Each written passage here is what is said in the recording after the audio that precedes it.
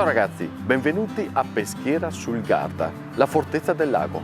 Pensate che questa città non ha soltanto uno, bensì due riconoscimenti UNESCO legati entrambi alla straordinaria ricchezza storica di questo paese. In primis le mura, i bastioni che la circondano tutt'oggi, una città circondata dall'acqua. Un richiamo alla storia importante di Peschiera e oggi un richiamo turistico che le conferisce una bellezza straordinaria. Anche Peschiera ha subito l'attacco del coronavirus, ma le mura sono state anche questa volta un'ispirazione per difendersi.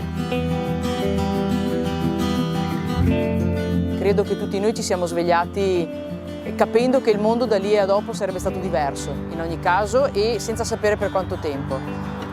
Per quello che ha riguardato me e la mia amministrazione in particolare, l'idea credo che sia stata quella di voler proteggere la comunità, quindi di voler fare in modo che il più possibile le mura simbolicamente si alzassero a protezione dei cittadini. Ci ha messo alla prova perché non avevamo peraltro una storicità, non avevamo un metodo di misura su cui paragonarci, quindi veramente la navigazione era a vista.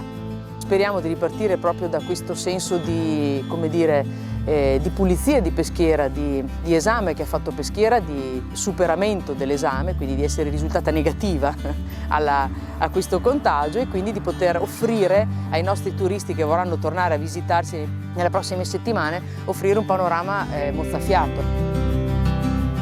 Questa situazione è stata epocale, quindi sicuramente ci darà dei cambiamenti che almeno per un periodo diventeranno situazione normale di vita, dalla situazione che noi commercianti siamo sempre abituati ad avere uno stretto contatto con i nostri clienti. In questo momento ovviamente dovremo mantenere tutte le distanze di sicurezza, però questo ancora di più ci farà sentire uniti per quando usciremo da questo momento e quindi si capirà ancora di più cosa vuol dire le piccole botteghe, il commerciante sotto casa, quindi questo rapporto umano che secondo me si era un po' perso. Con questa situazione, appena usciremo da questo momento, vedrete che, o vedremo, come siamo sicuri di certo, che tutti ci sentiremo più amici e più uniti tra di noi.